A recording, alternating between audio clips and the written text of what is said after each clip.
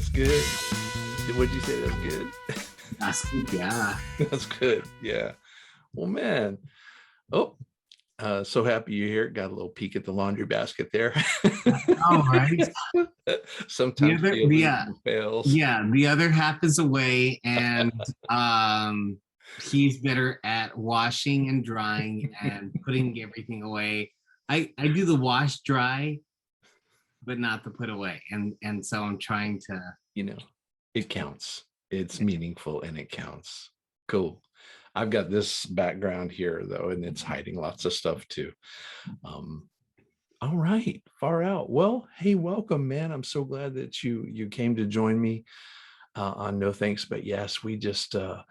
We chat with folks who self-identify as having overcome a chaotic relationship with alcohol or other drugs and have gone on to do some really cool stuff and dedicate their lives to helping others to come get them some. And they have fun and live out loud. And I think these stories need to be told. And so, who are you? Who am I? Who am I today? On this wonderful Veterans Day. I am the son of my father, who is a veteran. Happy Veterans Day, Dad. Whose name is Jose. My name is Joseph, but I'm not named after him. I'm actually named after my great grandmother, Josefina. Oh. So my name is Joseph Hogan-Sanchez. And I am a person in long-term recovery. Yeah, established that in October 2nd of 2005. Right on. Yeah. I'm an October baby as well, 2004. Right on. Yeah. Well, happy anniversary last month, brother. And to you as well. Well, we does what we can. So how in the world did we run across each other's paths? How do I know you? How? I'm trying to think about like the absolute first time. I would have to say going to the Association of Recovery Community Organization leadership summits. Yeah. I mean, those leadership summits are like a big old class reunion. Right. And, getting to see familiar faces and being a new kid on the block, you can always feel like, you can get lost in all of that. Yeah. And I think just like as kindred spirits, we just kind of connect. We're both goofballs, young at heart. We don't take ourselves seriously. So yeah, I think we were just drawn to each other. Yeah. Yeah. We run in that same recovery movement circle and connected at the ARCO leadership summit, the 20th anniversary of which was celebrated this year. And I did not make it out. It was a digital event, but congratulations on the recovery movement's anniversary since the founding of Faces and Voices of Recovery. And I see that's where you are. And you particularly are focused on, I think, accrediting or certifying recovery support services providers. Yeah. So it's been kind of full circle for me. My recovery process started with a recovery community organization in El Paso, where I'm from, where I started my recovery journey. And it's funny because it was conveniently located right next door to the detox. So mom and dad checked me in, thank God for them. And after my 7-day stint in detox, instead of picking up me and luggage, they brought more luggage. So they said, you're going next door to this RCO place. Love it. Yeah, and so I stayed at a residential recovery community center, and called Casa Vida, and it's run by the El Paso Alliance. And true to form, you know, run by people in recovery, Mhm. and immersed into the recovery community. So being introduced into the world of peer recovery support services right at Yeah. early recovery, and being able to kind of grow and learn at the feet of a lot of great folks, not just there in El Paso, but statewide, and then of course nationally, Mhm. and being able to get connected to a lot of folks at get-togethers like the summit, and uh, see faces and voices and think, wow, Uh-huh. that's what I want to do when I grow up. Yeah, and you're doing it. You actualize that. And I hear so many different stories of pathways of recovery.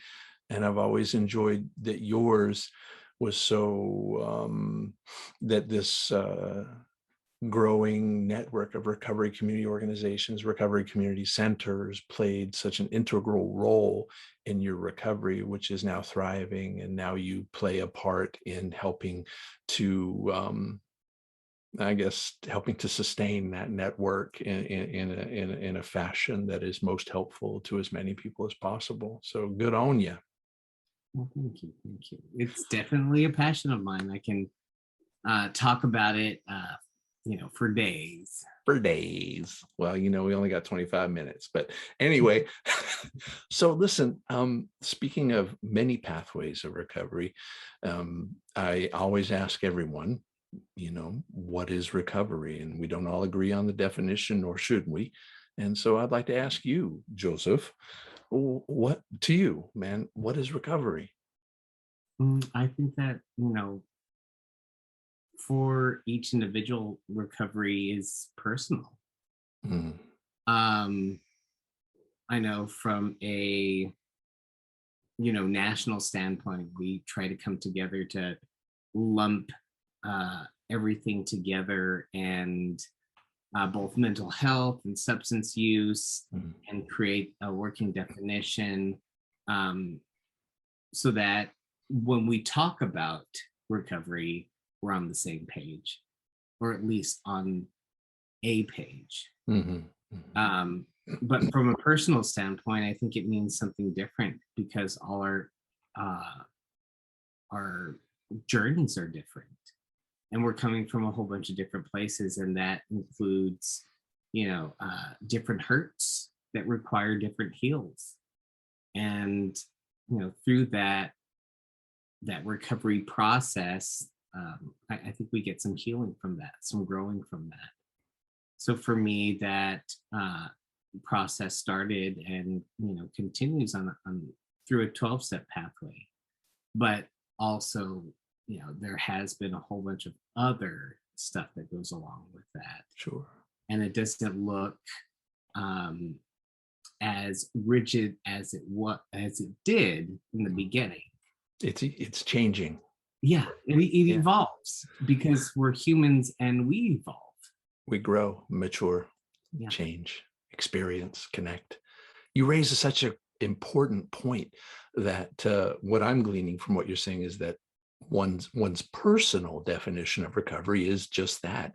It's personal. However, there comes a need for some collective grouping for the purposes of advocacy, perhaps, and education. And I'm grateful for Faces and Voices for that, and I think probably embracing um, definitions maybe that come from SAMHSA, this process of improved wellness, and some of the data coming forward about collectively people who have resolved a chaotic relationship with alcohol or other drugs, and do you identify as being in recovery? And And so, yeah, I have guests on here that may or may not be abstinent, but they identify in that collective group of individuals who have run up against a relationship with alcohol or drugs because of their emotional or physical pain, because of their trauma, because of their socialization or what have you.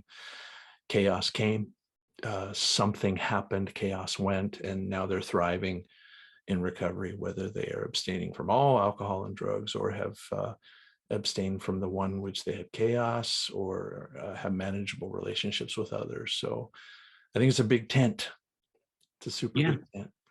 That's and I think that that's having conversations with people that find themselves under this tent.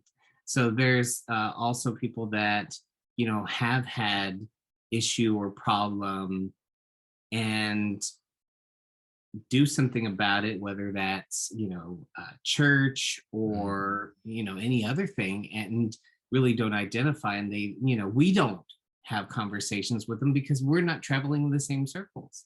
Right. So they may not even identify and use language like recovery. Mm-hmm. And so we're starting to see more and more of this. Yes. And especially when we start to think about communities of color,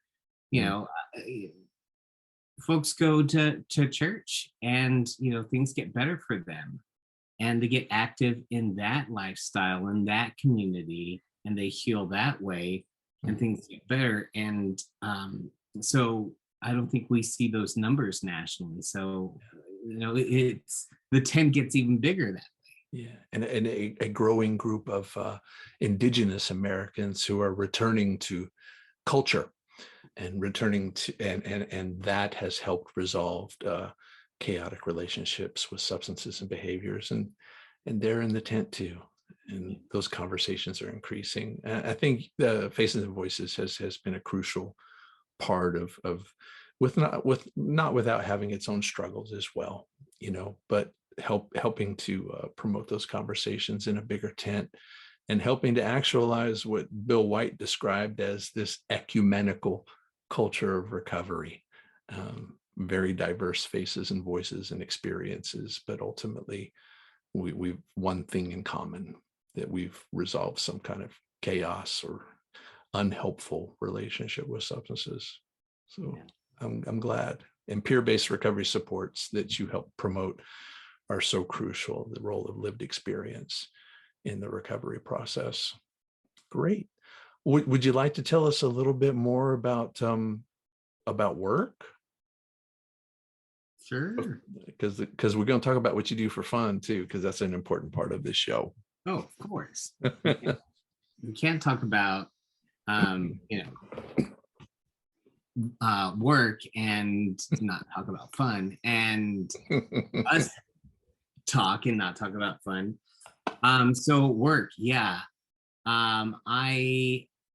I have the privilege and honor of supporting a few different programs, the accreditation program, and then our membership association, the Association of Recovery Community Organizations, ARCO. So we have team members that are working closely with and oversee both programs, and really getting to support a lot of those recovery community organizations that are new and emerging, that are existing, and so a whole plethora of levels of way to support them, whether they are needing a little bit of support around infrastructure and governance, mm-hmm. or how to rally the troops and advocate and pull the state together. That more so for the membership association, and from the accreditation standpoint, that one is a huge like I can talk about accreditation and standards for for a while, because like it is advocating for people with lived experience, people that have, been there, done that, that they're included in the development, implementation, the oversight of services to those, in and seeking support. So a lot of, I've seen a lot of organizations kind of give a little bit of lip service and say, oh yeah, we provide, peer recovery support services. Yeah. And there's, they have staff that are peers, but when all said and done, they have people that do not have lived experience calling the shots. Yeah. And, coming into a neighborhood, coming into a community and saying, okay, we got what you need. Well, have you engaged us in a participant? Have you asked us what we need? Right. And through accreditation, that's what we do is we say, okay, well, how did you get to this point? If you have decided as an organization that these are the services, how did you get to this point? How did you engage a community? How did you engage people with lived experience to come up with what you have here? Yeah. So truly, it's a nothing about us without us. Nothing about us without us. And part of the accreditation process is ensuring that kind of underpinned their development and their processes. That's excellent. Lip service to that peer-based. I get it. So the Association of Recovery Community Organizations, ARCO, being the connective tissue for all of these RCOs and RCCs around the country. And then the Council on the Accreditation of Recovery Support Services, CAPRSS. Council on Accreditation of Peer Recovery Support Services. I can't believe I got that right. I never get that right. CAPRSS helping to standardize and create ensuring the authenticity and the quality of these community-based, peer-based recovery support services. Such important work, Joseph. And I know you speak, you keep a smile on your face, but I know it's a big job, and because we're a growing movement that's seeking credibility and trying to sustain our authenticity while being integrated into clinical and justice and everything, and then that's not an easy thing to do. Yeah, we can get lost. We can get lost in all that. Indeed. And through an accreditation process, we ensure to say, hey, where is that lived experience? Where is that voice? And why aren't they leading the conversation?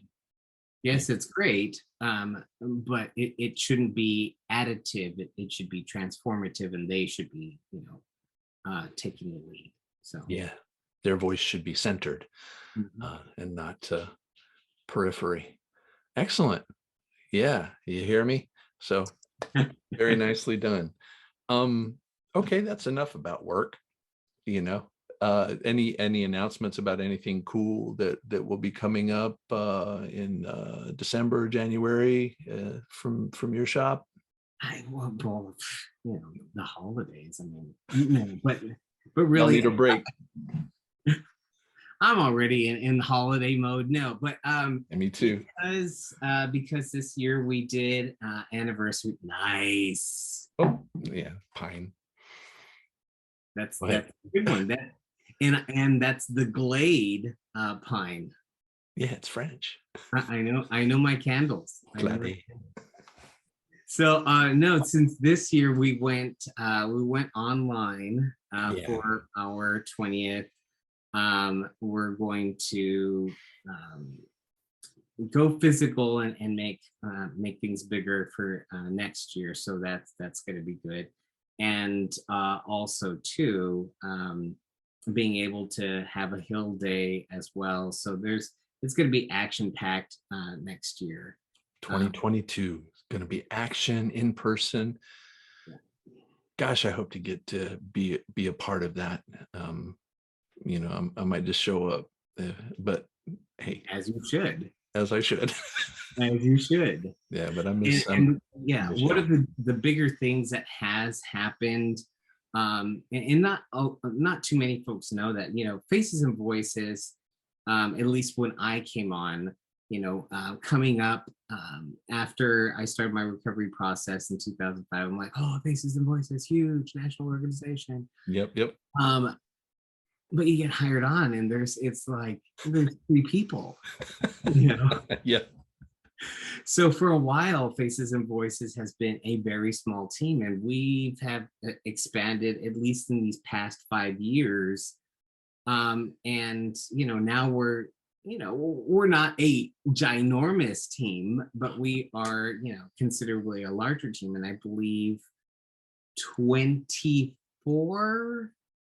I believe Nice. up to 24 staff. So a lot of the different areas, um, where previously, we had some difficulty because we were so small. Yeah.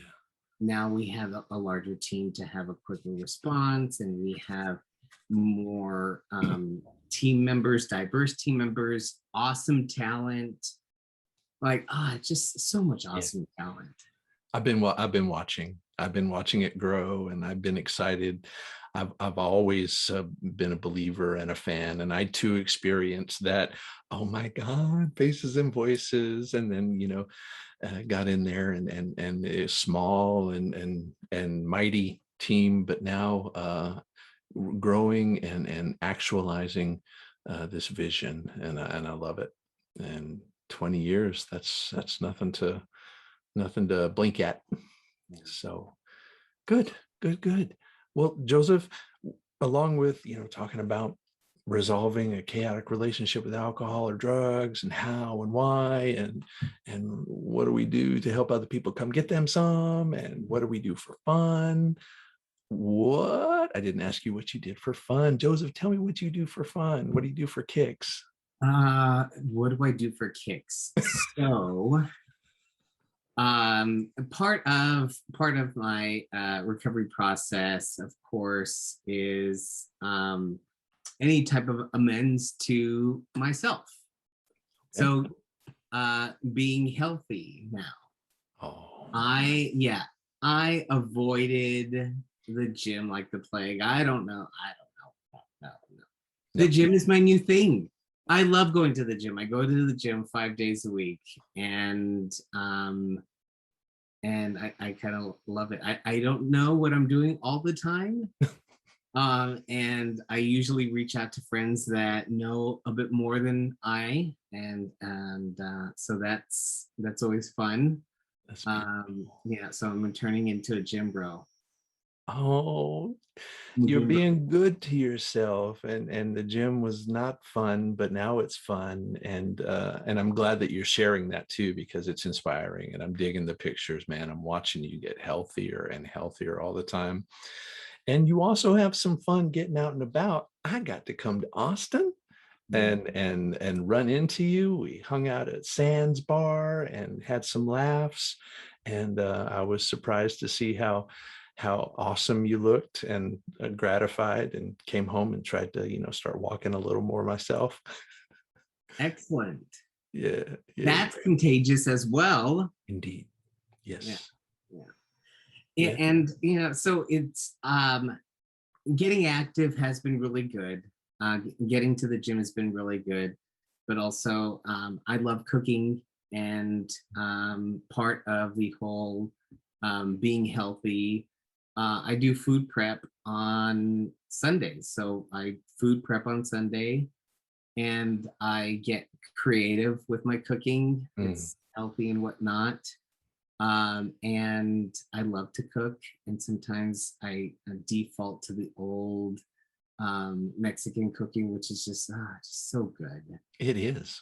I made enchiladas for a friend of mine that's in the healing process right now from a surgery, and I was like, "Ooh, these enchiladas look fantastic. I think I may have myself a few." A few.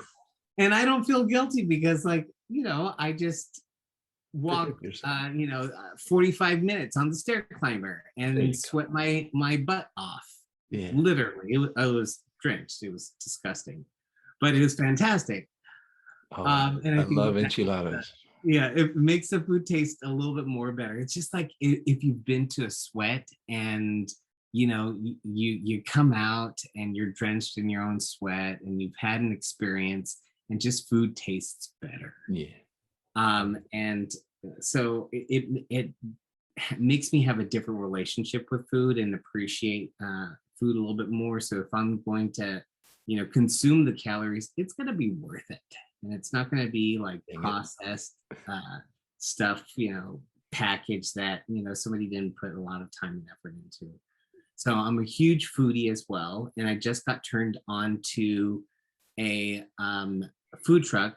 So I'm here in Austin, Texas, and food trucks everywhere. And these aren't just like, gut trucks. These are like gourmet food trucks. And I forgot what it's called, but it's run by a couple, two men that are bearded. So it's like bearded something, but a bearded baker. Bearded baker. And yeah. And I've been craving pastries, and I go onto their website and oh my God, it's just pastries, savory, sweet. And I'm like, oh geez. Those are my people. I like the pastries. Mm-hmm. Oh, wonderful. Well, with all this being good to yourself and working out and food prep and everything, your partner can put away the laundry. Right. Exactly. Come on, man. Right on. Cool. Well, thanks for sharing that. And I can't wait to come back to Austin. I hit up a food truck with my daughter when I was there. And oh my God, a couple times, actually, a couple food trucks. Delicious. And many vegan food trucks as well, which is a lifestyle. So listen, you told us what you do for fun, living. We usually, resolve this with some kind of message for our millions of listeners. Joseph, millions of people want to know, man, bring that fire. What's your message for us? Be kind. Be kind. Yeah, be kind to yourself, to others, because you never know what someone's going through and where someone's at in any type of process or in their life. And they just may need a kind gesture, a friendly smile. Yeah. That's beautiful. Yeah, I try to carry myself that way. You do. Yeah. You've always been very kind to me in times where I needed that kindness as well. And I appreciate it. It was helpful. Well, be kind. Be kind to yourself. Be kind to others. And you walk the walk. And I'm just glad you're here, man. And thanks for stopping by. No thanks, but yes. Thank you for having me. It's good seeing your face. It's good to see you.